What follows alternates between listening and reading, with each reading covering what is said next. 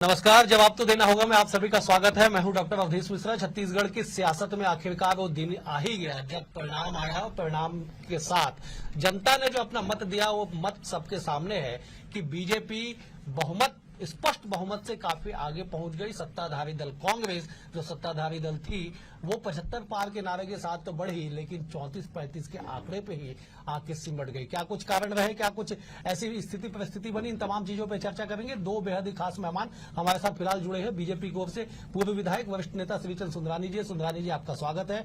कांग्रेस की ओर से वरिष्ठ प्रवक्ता युवा नेता धनंजय सिंह ठाकुर जी। धनंजय जी, आपका भी स्वागत है। हमारे संवाददाता भी समय समय पे जुड़ेंगे। मैं सबसे पहले सुंदरानी जी आपका रुख करता हूं। क्या आपको इस बात की उम्मीद थी कि आप लोग 50 के पार जाएंगे? उम्मीद की मैं बात कर रहा हूं, परिणाम सबके सामने है।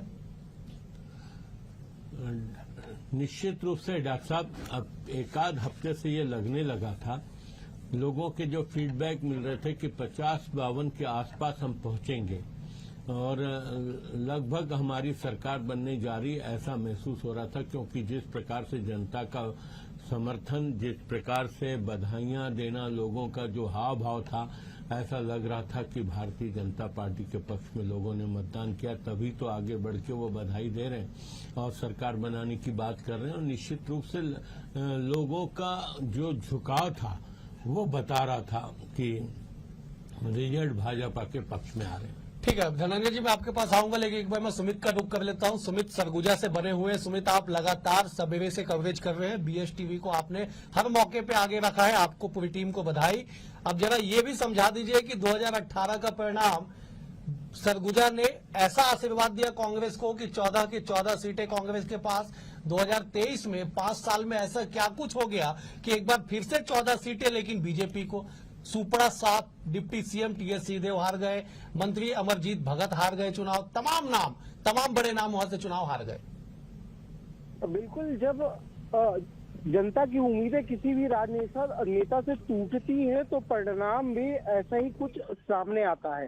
दरअसल जब टीएस सिंहदेव डिप्टी सीएम बने और 2018 में कांग्रेस की सरकार आई, वो मंत्री बने, तो सरगुजा संभाग के लोगों को सिंहदेव से काफी अपेक्षा थी कि अब सिंहदेव के मंत्री बनने के बाद ये आदिवासी बाहुल्य क्षेत्र तेजी से विकास करेगा। लेकिन इन 5 सालों में वो विकास नहीं दिखा जो विकास जमीनी स्तर पर दिखना चाहिए। शायद यूं कहें कि सिंहदेव जनता को खुश नहीं कर पाए काम के मामलों में। जो काम की अपेक्षा सरगुजा की जनता टीएस सिंहदेव से करती थी। जब भी सवाल होता था कि आखिर विकास क्यों नहीं हो रहा, आप प्रदेश के कद्दावर मंत्री में माने जाते हैं, आपकी चलती है, तो सिंहदेव का एक ही बयान आता था कि सीएम विवाद फंसा हुआ है। यही वजह है कि क्षेत्र में मुझे उतना जो सरकार है अनदेखी करती है, जिसका खामियाजा यहाँ की जनता को उठाना पड़ा। कुल मिलाकर यह बात किया जाए तो कहीं ना कहीं सरगुजा की जनता ने विकास के मुद्दे को लेकर इस बार वोट किया है, जिसका परिणाम सामने है कि सरगुजा संभाग में 14 की 14 जो सीटें हैं एकदम से पलट गई और ये सीटें सभी भाजपा के खाते में चली गई। अब बात करें मंत्री अमरजीत भगत की, दावा किया जा रहा था। ठीक है सुमित, आप नजर बनाए रखिएगा, आगे भी आपसे मैं जानकारी लूंगा। मैं एक बार जरा धनंजय जी का रुख कर लेता हूँ। धनंजय जी, सरगुजा की 14 सीटें, रायपुर जिले की सभी 7 सीटें, सारा के सारा बीजेपी को, क्या ऐसा आकलन आप लोगों ने कभी किया था? पहला। और दूसरा सवाल ये कि कहाँ रणनीतिगत चूक हो गई, कहाँ नीतिगत चूक हो गई, कहाँ निर्णयगत चूक हो गई?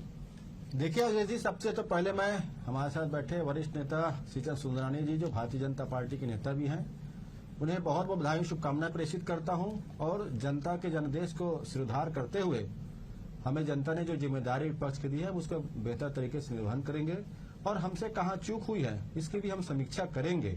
और उम्मीद भी करते हैं कि भारतीय जनता पार्टी ने जो वादा इस प्रदेश की जनता से किया है, चाहे वो किसानों को एक मुश्त धान की 31 रुपए देने की बात हो, चाहे मातारी वंदन योजना के माध्यम से 12,000 रुपए सालाना देने की बात हुई है, या जो अन्य वादे जो इस प्रदेश की जनता के हित में होगा, उन सारी योजनाओं को बहुत जल्दी पूरा करेंगे, ऐसी उम्मीद भी करते हैं। साथ में हमारी सरकार के द्वारा जो कई सारी योजनाएं शुरू की गई है, जो कोठान हमने बनाया है, गौ सेवा हमने शुरुआत की है, गोबर की खरीदी की है, बहुत सारी ऐसी जन कल्याणकारी योजनाएं हमारी सरकार जो चला रही थी, उन योजनाओं को भी आने वाली सरकार उसी गति के साथ आगे चलाएगी, ऐसी उम्मीद करता हूं। और आपने सरगुजा की बात की है और रायपुर संभाग की बात की है, तो निश्चित तौर पर यह समीक्षा का विषय है कि जो सरगुजा के 14 सीट कांग्रेस पार्टी को समर्पित था, कांग्रेस के प्रति जो आस्थावान था, उनकी जनता के प्रति ऐसे क्या नाराजगी हुई कांग्रेस के खिलाफ कि आज 14 सीट में कांग्रेस के जो प्रत्याशी है और स्वयं जो डिप्टी सीएम थे टीएस सिंहदेव जी, उनकी भी वहां पे हार हो जाती है और रायपुर संभाग के जो सीटें हैं उसमें भी कांग्रेस के प्रत्याशी की हार होती है। ये बहुत समीक्षा का विषय है और निश्चित तौर पर उम्मीद है हमारे वरिष्ठ नेतागण और कांग्रेस पार्टी इस पूरी बात की समीक्षा करेगी। और हमें इस बात की बहुत खुशी होती है कि माननीय मुख्यमंत्री भूपेश बघेल की सरकार जो नेतृत्व में सरकार चल रही थी उन्हें जनता से किए लगभग 36 वादों में से 98% वादों को पूरा किया है। ठीक है। कुछ वादों में हम पूरा नहीं कर पाए और हो सकता है कुछ नाराजगी उसमें भी रही होगी, तो हम उस जनादेश को स्वीकार करते हैं और जनता का जो आदेश है उसको बिल्कुल हम पूरा करेंगे। सुंदरानी जी, 2018 के चुनाव में बीजेपी के सारे बड़े चेहरे साफ हो गए थे, ठीक उलट 2023 में कांग्रेस के बड़े चेहरे साफ हो गए। डिप्टी सीएम का नाम हमने ले लिया, अमरजीत भगत का नाम ले लिया, गृह मंत्री ताम्रध्वज साहू हार गए, मोहम्मद अकबर को जिनको प्रबंधन का कुशल नेता माना जाता है वो चुनाव हार गए, रविंद्र चौबे साझा से चुनाव हार गए, गुरु रुद्र कुमार चुनाव हार गए, शिव डहरिया चुनाव हार गए, सारे बड़े नाम चुनाव हार गए। देखिए डॉक्टर साहब, निश्चित रूप से जनता जब देती है तो छप्पर फाड़ के देती है, फिर चेहरे देख के नहीं देती। पार्टी के पक्ष में अगर जनादेश हो, पार्टी की नीतियां अगर पसंद हो या यहाँ तो मैं दोनों बातें हुई, यहाँ एक तरफ मोदी जी की गारंटी काम कर गई, दूसरी तरफ 5 साल का कुशासन, भ्रष्टाचार जिस तह पे बढ़ चुका था भ्रष्टाचार। मैं एग्जिट पोल की समीक्षा सुन रहा था, उसमें ये बताया गया कि 19% लोगों ने भ्रष्टाचार के विरोध में वोट दिया, करीब 24% मतदाताओं ने विकास के नाम पे। तो विकास तो डॉक्टर रमन सिंह की सरकार ने कराया था ना, विकास तो भूपेश बघेल का विकास से कोई लेना देना नहीं था। तो कहीं न कहीं ये सारे मुद्दे काम कर गए और भारतीय जनता पार्टी के सभी चेहरे जीतने में सफल हुए और कांग्रेस के बड़े चेहरे हारने में आगे रहे। और निश्चित रूप से जनता ने एक तरफा कांग्रेस को ठुकराया और जब भी लहर या किसी पार्टी के पक्ष में मतदाता मन बना लेता है तो फिर वो चेहरे नहीं देखता कि सामने हारने वाला कौन है, जीतने वाला किस दल का है, और उस दल के प्रति अगर जनता के मन में उत्साह होता है तो उस दल को जीतवा देता है। धनंजय जी, एक सवाल है, जब समीक्षा हो रही है, बातचीत हो रही है, तो एक जिक्र मैं करना चाहूंगा सुंदरानी जी, इसी सवाल के साथ मैं आपके पास लौटूंगा, इसी सवाल का जवाब चाहूंगा। कवर्धा में बीजेपी की जीत, साजा में बीजेपी की जीत, पंडरिया में बीजेपी की जीत और बेमेतरा में बीजेपी की जीत। मैं इन 4 सीटों का जिक्र इसलिए कर रहा हूं क्योंकि इन 4 सीटों पे ऐसा सियासी रंग चलाया गया कि एक नया अध्याय छत्तीसगढ़ में राजनीति में लिखना पड़ेगा। जिस तरह से पोलराइजेशन की बातें निकल के आई, जिस तरह से धर्म को धर्म के खिलाफ चुनाव में उतार दिया गया। धनंजय जी, देखिए, मुझे लगता है कि जिस प्रकार से भारतीय जनता पार्टी जो सांप्रदायिकता की बात करती है, जो लड़ाने की बात करती है, तो ऐसा लगता है कि लोग उसमें कुछ आ भी गए होंगे, कुछ नहीं भी आएंगे, लेकिन वो ये सत्य है कि इन 4 सीटों में भारतीय जनता पार्टी की जीत हुई है। और मुझे एक बात भी ये लग रहा है कि जिस प्रकार से कांग्रेस में ओबीसी की बात होती रही है, कांग्रेस में ST/SC की बात होती रही, अब भारतीय जनता पार्टी ने भी अरुण साहू जी को, जो ओबीसी का बड़ा चेहरा, समाज समाज का बड़ा चेहरा, उनको सामने करके चुनाव लड़ने का काम किए हैं। और कवर्धा हो, चाहे साजा हो या बेमेतरा हो, यहाँ पे या एक और सीट की बात जिक्र पंडरिया, ये साहू बाहुल्य सीट है और ऐसा लगता है कि साहू समाज ने अरुण साहू जी के पक्ष में मतदान किया है, भारतीय जनता पार्टी के पक्ष में तो नहीं किया है। तो ऐसा लगता है कि सीएम फेस के जो उम्मीद जो किए हैं भारतीय साहू समाज ने, तो उस उम्मीद को पूरा करने का भाजपा करेगी। चलिए, मैं धनंजय जी, मैं लौटूंगा आपके पास। जरा शिखर, हमारे साथी संवाददाता जुड़े हुए हैं। शिखर, आप सवेरे 5 बजे से पल पल की अपडेट आप दर्शकों तक पहुंचा रहे BSTV के माध्यम से, हर नतीजों को आपने सटीक और सही समय में पहुंचाया है। बीजेपी ऑफिस में लगातार आप बने हुए हैं, क्या कुछ वहां का माहौल है और क्या कुछ गुणा गणित बंद कमरे के भीतर चल रहा है? क्योंकि खबर आप ही ने दी है कि डॉक्टर रमन सिंह भी पहुंच गए, ओम माधव, नितिन नवीन, मनसुख मंडाविया पहले से वहां पे मौजूद है। शिखर, देखिए 3:30 बजे के करीब ओम माथुर के साथ ही चुनाव सह प्रभारी मनसुख मांडविया और बीजेपी के सह प्रभारी नितिन नवीन छत्तीसगढ़ दौरे पर पहुंचे हैं। और जिस तरह से उनका दौरा है, बीजेपी प्रदेश कार्यालय पहुंचे हैं। इस वक्त बीजेपी प्रदेश कार्यालय के बाहर ही मैं मौजूद हूं। आप देख सकते हैं कि ये वही जो है बिल्डिंग है जहां प्रदेश प्रभारी ओम माथुर, चुनाव सह प्रभारी मनसुख मांडविया और प्रदेश सह प्रभारी नितिन नवीन मौजूद हैं। और इस बिल्डिंग के अंदर ही तमाम जो बड़े नेता हैं वो लगातार उनके आने का सिलसिला जारी है। और जो बीजेपी के जो प्रत्याशी जीत कर आए हैं वो भी लगातार पहुंच रहे हैं। प्रदेश प्रभारी से मुलाकात भी हो रही है और लगभग 1 घंटे का वक्त जो है वो बीत चुका है। पूर्व मुख्यमंत्री डॉक्टर रमन सिंह जो है अंदर गए हैं और लगातार चर्चाओं का दौर जो है वो देखने को मिल रहा है। फिलहाल की स्थिति की अगर बात की जाए तो जिस तरह से प्रदेश प्रभारी ओम माथुर, मनसुख मांडविया और नितिन नवीन के साथ पूर्व मुख्यमंत्री डॉक्टर रमन सिंह की चर्चाएं हो रही हैं, तो ये साफ तौर पे कहा जा सकता है कि विधायक दल की बैठक को लेकर चर्चाएं हो सकती हैं। इसके साथ ही मुख्यमंत्री चेहरे को लेकर भी चर्चाएं हो सकती हैं। तमाम तरह की चर्चाएं हैं जिसे बंद कमरे में होने की गुंजाइश जो है वो साफ तौर पे कही जा सकती है। हालांकि ये जानकारी भी निकल कर सामने आई है। कल बिल्कुल शिखर, आप नजर बना के रखिएगा, आपके जरिए अपने दर्शकों को पल पल के अपडेट भी पहुंचाएंगे। फिलहाल शिखर आपका शुक्रिया। मैं जरा एक बार कोमल का रुख कर लेता हूं। कोमल राजपूत भी हमारे साथ बेमेतरा से जुड़े हुए हैं। कोमल, 3 सीटें आपके जिले में और तीनों के तीनों में बीजेपी का आना, क्या संकेत, क्या कुछ समीकरण रहा? एक मंत्री चुनाव हार गए, आपके जिले से लगा हुआ कवर्धा मोहम्मद अकबर वहां से चुनाव हार गए। कोमल, तौर पर बीजेपी ने तीनों सीटों में जीत हासिल किया है अवधेश जी, और मेरे साथ में ईश्वर साहू भी जुड़े हुए हैं जिन्होंने साझा की जो कद्दावर मंत्री है उसको हराया हुआ है। अवधेश जी, इनके वेशभूषा को देख करके आप समझ सकते हैं कि एकदम साधारण से व्यक्ति चुनाव में लड़े थे और यही वजह है कि चर्चा पूरे छत्तीसगढ़ में हम लोग बातचीत करते हैं। आपने इतनी बड़ी जीत हासिल किया है, ज्यादा कैसे देखते हैं आप? हमारी हमारे साझा विधानसभा क्षेत्र की जनता की जीत है। 9 बार के विधायक को हराया है। मैं नहीं हरा है, साझा विधानसभा क्षेत्र जनता ही हरा है, क्योंकि ये बहुत परेशान हो गई इसके आतंक से। हर गांव में गुंडा पाल के रखे, प्रचार करना।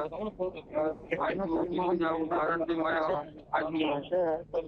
गरीब लड़का खत्म कर दी थी, ऐसे बहुत सी गुंडागर्दी, बहुत ज्यादा आतंक पड़ गए थे। लोग भारत साझा विधानसभा क्षेत्र। अवधेश जी, आप कुछ सवाल पूछना चाहते हो अगर इनसे आप तो? हाँ बिल्कुल बिल्कुल कोमल, आप बातचीत लगातार जारी रखेगा, आपके जरिए आगे भी दर्शकों तक पल पल के अपडेट पहुंचाएंगे। धनंजय जी, ईश्वर साहू चुनाव जीत जाते हैं, टीएस सिंहदेव हार जाते हैं, नवागढ़ से एक और साहू हैं वो भी चुनाव जीत जाते हैं और रविंद्र चौबे चुनाव हार जाते हैं, शिव डहरिया चुनाव हार जाते हैं। क्या कुछ समीकरण ऐसा हो गया अचानक? 3 महीने पहले तक, सुंदरानी जी मेरे साथ बैठे हुए हैं, सुंदरानी जी भी इस बात को एडमिट करेंगे कि 3-3.5 महीने पहले तक बीजेपी कहीं मुकाबले में दिखाई नहीं पड़ रही थी। आज अचानक क्या हुआ ऐसा 3 महीने में कि सुपड़ा साफ हो गया एक तरह से बीजेपी कांग्रेस का, सत्ताधारी दल का? धनंजय जी, देखिए, मैंने अधय जी पहले जिक्र किया कि जिस प्रकार से भारतीय जनता पार्टी ने अरुण साहू जी को सामने लाकर जो एक साहू समाज जो बहुत बड़ा वोटर्स है इस प्रदेश में, उसको ये आश्वस्त करने का प्रयास किया है कि हो सकता है अगर भाजपा जीतती है तो मुख्यमंत्री का चेहरा साहू समाज से अरुण साहू जी होंगे। तो सभी समाज के लोगों ने मिलजुल कर जो मतदान किए हैं जहां साहू समाज के वोटर्स हैं, तो उसका एक प्रभाव यहाँ पर नजर आता है। दूसरी बात मैंने कहा ना कि हमने चुनाव बड़ी ईमानदारी के साथ और पूरी शिद्दत के साथ लड़ने का काम किया। हमने चुनाव में अपने घोषणा पत्र के साथ गए थे, हम कहीं पे नकारात्मक बातें नहीं किए हैं। और बहुत सारी चीजें आती है, चूंकि चुनाव के परिणाम आ गए हैं तो उन चीजों का चर्चा करना की भी हमें कोई उचित नहीं है। हम तो जनता के जो आदेश है उसका पालन कर रहे हैं। हमें जब जिम्मेदारी मिला था सरकार बनाने का, हमने सरकार भी बनाया, इस प्रदेश के किसानों को कर्जमुक्त भी किया, इस प्रदेश के किसानों को खुशहाल भी किया, प्रदेश के नौनिहालों के लिए अंग्रेजी माध्यम भी स्कूल खोले, हर घर में बिजली की सुविधाएं पहुंचाई है। जनता को हमने जितना से ज्यादा हो सके सरकारी योजनाओं को लाभ पहुंचाने का प्रयास किया है। अब वो जनता को उसमें लगा होगा कुछ कमी, तो जनता ने उस समय विपक्ष में मौका दिया हो। अब जनता के पास ये समय होगा कि एक तराजू में से 2 पल्ले होते हैं। एक भूपेश बघेल की सरकार के समय जो योजनाएं मिलती थी, दूसरा भी जो सरकार बनेगी उसकी, तब जनता उसमें आकलन करेगी और हम भी हार की समीक्षा करेंगे। हमसे चूक कहां पर हुई है, कहां पे गलती हुई, कहां पे जनता से हमें नाराजगी मिला है, क्या कारण क्या थे, हम भी उसकी समीक्षा करेंगे। लेकिन अभी ये समय जो है इस हार को स्वीकार करने का है और भारतीय जनता पार्टी को बधाई देने का है और इस प्रदेश की उज्जवल भविष्य की कामना करना है कि जैसे 5 साल में भूपेश बघेल की सरकार ने इस प्रदेश को नई ऊंचाई में दिया, छत्तीसगढ़ महतारी की मान सम्मान को बढ़ाने का काम किया है, कि संस्कृति परंपरा त्योहार को जाने हैं, हम यही कामना करेंगे को गति उसको मिलते रहेगा। बिल्कुल धनंजय जी, ये आपका सहृदयता है कि आप बड़े आसानी से हार को स्वीकार कर रहे हैं। लेकिन आज भी राजनीति के जानकार हार को अभी तक पचा नहीं पा रहे, समझ नहीं पा रहे। माफ कीजिएगा सुंदरानी जी, पूरा जो चुनाव रहा, पूरा इलेक्शन का कैंपेनिंग हम देखते हैं, छत्तीसगढ़िया अस्मिता के बाद, छत्तीसगढ़िया वाद के बाद, स्थानीयत्व का बाद, और इन सब में सबसे बड़े brand ambassador Bhupesh Baghel 18,000 vote से जीतते हैं और प्रदेश में लगभग आधा दर्जन मंत्री साफ हो जाते हैं। मतलब बात पहुंच क्यों नहीं पाए? गोबर भी खरीद लेते हैं, गौमूत्र भी खरीदते हैं, तमाम योजनाएं चलाते हैं, छत्तीसगढ़ राजगीत स्थापित हो जाता है, छत्तीसगढ़ महतारी की तस्वीर अधिकारी के रूप से आ जाती है। कहाँ चूक हो गया, क्या लगता है आपको? आप तो विधायक भी रह चुके देखिए, हैं। इन सारे वादों पे एक ही वाद भारी पड़ा, मोदी जी का वाद। कहीं न कहीं मोदी जी की गारंटी पे जनता ने ज्यादा विश्वास किया। भूपेश का जो भी वाद था कहीं नहीं चल पाया, न उनका काम लोगों को पसंद आया, न उनका व्यवहार लोगों को पसंद आया। कहीं न कहीं कांग्रेस के लोग थोड़े घमंड में भी थे, 75 पार की बात करते थे। उनको लगता था कि सरकार बनने के बाद सारे उपचुनाव हमने जीते, सारे नगरीय निकाय चुनाव जीते, हमको कौन हरा सकता, भारतीय जनता पार्टी हरा नहीं सकती। लेकिन जनता बड़ी ताकत है, प्रजातंत्र में जनता को जो अधिकार मिला हुआ है उस अधिकार का उपयोग करके कहीं न कहीं वो कांग्रेस को हराने में भारतीय जनता पार्टी के साथ हो गई। जनता जनार्दन जिसके साथ बिल्कुल बिल्कुल सुधारी जी, मैं आपको रोकना चाहूंगा। शिखर हमारे साथी जो हैं, शायद डॉक्टर रमन सिंह कुछ कह रहे हैं, अगर तकनीकी तौर पे हम डायरेक्ट सुनवा पाए तो जरा एक बार सुनवा दीजिए। डॉक्टर रमन सिंह शायद बातचीत करें, हम उनके पास जाएंगे, हम बात सुनने की कोशिश करेंगे कि क्या कुछ कह रहे। ठीक है, रमन सिंह कुछ कह रहे, एक बार सुनवा। एक एक हमारे बूथ स्तर के कार्यकर्ताओं की ताकत है। बूथ स्तर में जो काम खड़ा हुआ और उसके बाद बूथ से लेकर शक्ति केंद्र तक जो हमने नेटवर्क बनाया, उसका रिजल्ट मिला। और माननीय प्रधानमंत्री जी का, माननीय गृह मंत्री जी का, माननीय नड्डा जी का लगातार यहाँ प्रवास के दौरान जो मार्गदर्शन मिला, उसका नतीजा है कि एक बड़ा रिजल्ट जो हम सामने देख रहे हैं। भारतीय जनता पार्टी की अद्भुत सफलता मिली और कांग्रेस के 5 साल के भ्रष्टाचार, भय और आतंक से जनता मुक्त होना चाहती थी, भूपेश के चेहरे को हटाना चाहती थी। छत्तीसगढ़ का जितना शोषण उसने किया, जितनी बेईमानी भ्रष्टाचार किया, जितने घोटाले किए, वो उसको छत्तीसगढ़ की जनता बहुत बारीकी से देख रही थी और मतदान में पूरी तरीके से बस्तर से सरगुजा तक बदल के दिखा दिया। अब नहीं सही वो बदल के रही। वो प्रधानमंत्री जी ने एक बार कहा, मगर गांव-गांव का बच्चा भी इस बात को दोहराता रहा और मतदान में वो साफ दिखा कि भूपेश के चेहरे को बदलने के लिए इसके सारे मंत्रियों को हरा दिया। डिप्टी सीएम हार गए, खुद बाल बच्चे हैं मुख्यमंत्री। निश्चित रूप से छत्तीसगढ़ में नया सवेरा आएगा, छत्तीसगढ़ में खुशहाली आएगी, विकास होगा और छत्तीसगढ़ के डेवलपमेंट के लिए भारतीय जनता पार्टी आने वाले समय में जो घोषणा पत्र जारी किया है उसका 100% क्रियान्वयन भारतीय जनता पार्टी करेगी। जो भी मुख्यमंत्री बनेगा पहले कैबिनेट से ही वो भारतीय जनता पार्टी जो घोषणा पत्र के वादे हैं किसानों से लेकर महिलाओं से युवकों के, उसको हम पूरा करेंगे। कितने दिन में बैठक कर लेंगे, कितने दिन में बैठक कर लेंगे, तय हो जाएगा? मुख्यमंत्री कल विधायकगण आ रहे हैं, अभी रास्ते में हैं, दूर दूर से आएंगे। कल 11-12 बजे बैठेंगे। हमारे प्रभारी जी बैठे हुए हैं, माथुर साहब हैं, नितिन नवीन जी हैं। ये सब बैठ के कल विधायकों से परिचय प्राप्त करेंगे, बातचीत करेंगे और परिचय प्राप्त करने के बाद हमारे जितने विधायक हैं उनसे बात करके उनकी मंशा जानेंगे और उसके बाद आगे की प्रक्रिया होगी। नहीं, कल कोई विषय में बात करने का नहीं, कल परिचयात्मक बैठक है। उनके साथ पहली बार आए हैं, उनका स्वागत करेंगे और बातचीत करेंगे। बाद में पर्यवेक्षक आएंगे, पर्यवेक्षक उसका निर्णय लेंगे। बहुत अच्छा किया। इधर कैमरा है। चलो, मतलब देखिए, आपने सुना कि डॉक्टर रमन सिंह क्या कुछ कह रहे हैं। बड़ी बात यह है धनंजय जी, मैं तत्काल आपसे रिएक्शन चाहूंगा कि रमन सिंह ने कहा कि पहले ही कैबिनेट बैठक में सीएम कोई भी बने, तमाम घोषणाओं पे अमल किया जाएगा। निश्चित तौर पर मैं कह रहा हूँ ना, जिस प्रकार से माननीय मुख्यमंत्री भूपेश बघेल जी शपथ लेते हैं और सबसे पहले 2 घंटे के भीतर किसानों की कर्ज माफी की फाइल में हस्ताक्षर करते हैं। प्रदेश के 20 लाख किसानों को कर्ज माफी का लाभ मिलता है और धान की कीमत पहली बार में 25 एकमुश्त मिलता है। प्रदेश कृषि प्रधान राज्य है, 80% आबादी जो है कृषि है और किसानों को जो धान की कीमत देने का वादा भाजपा ने किया है, तो उम्मीद करते हैं कि पहली बैठक में किसानों के हित में पहला फाइल को शामिल करना चाहिए। साथ में जो महतारी वंदन योजना में 12,000 जो ट्रांसफर का मसला करना चाहिए। ठीक है और धनंजय सरकार जी, होने की जिम्मेदारी भी है। धनंजय जी, एक और सवाल मैं आपसे पूछ लेता हूँ, कमोबेश इस डिबेट में आखिरी सवाल होगा आपसे, कि क्या आपको ऐसा लगता है कि भूपेश बघेल पूरे चुनाव में अकेले पड़ गए? एक तरफ पीएम मोदी, अमित शाह, जेपी नड्डा, तमाम केंद्रीय मंत्री, उसके बाद पूरा बीजेपी का संगठन, और दूसरी तरफ भूपेश बघेल के चेहरा अकेले, क्योंकि तमाम जितने आपके बड़े नेता थे वो अपने अपने विधानसभा में उलझ के रह गए, ऐसे उलझ गए कि आधा दर्जन बड़े चेहरे चुनाव हार गए। क्या आपको ऐसा लगता है? निश्चित तौर पर पूरे चुनाव के दौरान कि आप सिनेरियो उठा के देखते हैं, घटनाक्रम को देखते हैं, तो भूपेश बघेल वर्सेस नरेंद्र मोदी और आल भाजपा हुई है। और हमें बड़ी खुशी होती है कि भूपेश बघेल जी ने इन सभी नेताओं के साथ सामना किया है और इनके जो आरोप लगे उनका डट कर मुकाबला किए हैं। और प्रदेश की जनता भी इस बात को स्वीकार करती है कि भूपेश बघेल एक बड़ा लीडर है, बड़े नेतृत्व है। चले बिल्कुल धनंजय जी, मैं आपको रोकना चाहता हूं। प्रफुल्ल पारे जी तकनीकी कारण से थोड़े देर से जुड़े हैं। प्रफुल्ल जी, बड़ी देर कर दी हुजूर आते आते, ये क्या कांग्रेस के लिए सही होगा? हालांकि देर तो आप आए देर से। अरे प्रफुल्ल जी, आप तक आवाज जा रही हो तो? हाँ अवधेश जी नमस्कार, मेरी आवाज आ रही है?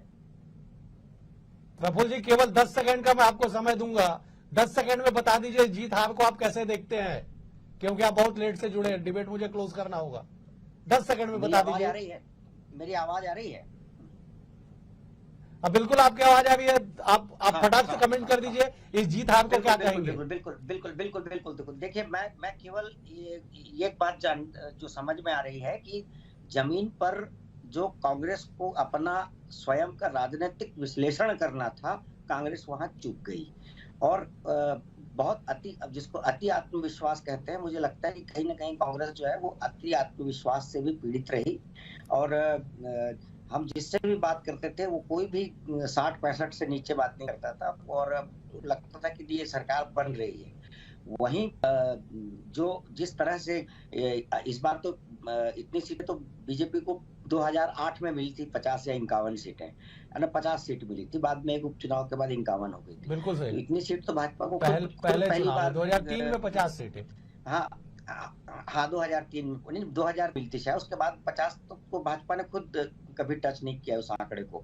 तो बीजेपी तो प्लस में रही। तो बीजेपी ने जो गेन किया, मतलब इतनी जिसको बोलते हैं ना कम बैक, बीजेपी का वाकई तारीफ के काबिल है। उन्होंने संगठन ने बहुत अच्छे से चुनाव लड़ा और बहुत सारे मोर्चों पर उन्होंने काम किया, छोटे छोटे से सामाजिक संगठनों से मुलाकात की, बात की। और जो बारीकियां थी, जहां जहां सरकार चूक कर रही थी, वो कांग्रेस को नजर नहीं आई और कांग्रेस ने उसको इग्नोर किया। और जिसका परिणाम मुझको यही लगता है कि अगर ये विश्लेषण करते हैं तो निश्चित रूप से कांग्रेस के परिणाम अच्छे आ सकते थे, क्योंकि उनके पास एक अच्छा नेतृत्व भी था। जी ठीक है, बिल्कुल सुंदरानी, 10 सेकंड में आप जवाब दे दीजिएगा। हालांकि आप देखिए, बड़ा इत्तेफाक है, आप सत्ता पक्ष आज बने हैं और मैंने आपको सबसे कम टाइम दिया है ताकि कल आप ये ना कहे, विपक्ष के लोग ये ना कहे कि विपक्ष को मैं टाइम नहीं देता। मैंने भरपूर टाइम विपक्ष को दिया। सुंदरानी जी, क्या आपको ऐसा लगता है कि सच में जो रणनीति आपने बनाई है, जो राह आपने तय की है, उस राह पे 5 साल तक आप सफलता से चलेंगे? मैं बात आर्थिक स्थितियों की कर रहा, आप विधायक रह चुके, इसलिए आपसे सवाल पूछ रहा हूँ। देखिए, निश्चित रूप से जो हमने वादे किए उसको हमें पूरा करना है। और माननीय डॉक्टर रमन सिंह जी ने भी ये बात को कहा कि जो भी मुख्यमंत्री बनेगा वो पहले कैबिनेट में बहुत सारी चीजों को पास करेगा। इसके लिए हमको आय के साधन बढ़ाने पड़ेंगे, छत्तीसगढ़ के संसाधनों का दोहन करना पड़ेगा, कहीं न कहीं आय बढ़े और लोगों की जेब में पैसा पहुंचे। ये काम हमारी सरकार के लिए, हालांकि ये चुनौती भरा काम है, लेकिन भारतीय जनता पार्टी पूरी निष्ठा के साथ, ईमानदारी के साथ इसको पूरा करेगी। चले सुंदरानी जी, बेहद शुक्रिया आपको, बेहद शुभकामनाएं। आने वाले 5 सालों तक आपने, जनता ने जितना आप पे विश्वास जताया, उसी विश्वास के साथ आप आगे बढ़ते रहे। धनंजय जी, आपको भी बहुत शुभकामनाएं। राजनीति में आप लोग और आगे जाए, इसके लिए ढेर सारी शुभकामनाएं हैं। चुनाव में जीत हार लगे रहता है, लेकिन ये बात भी सच है कि जीत को पचा जाना और हार की समीक्षा करके आगे बढ़ जाना, ये सच में एक राजनीतिक योद्धा का काम होता है। आज के लिए इतना ही, इस पूरे चुनावी समर में इतना ही। कल एक और विषय के साथ होगी मुलाकात, तब तक के लिए नमस्कार।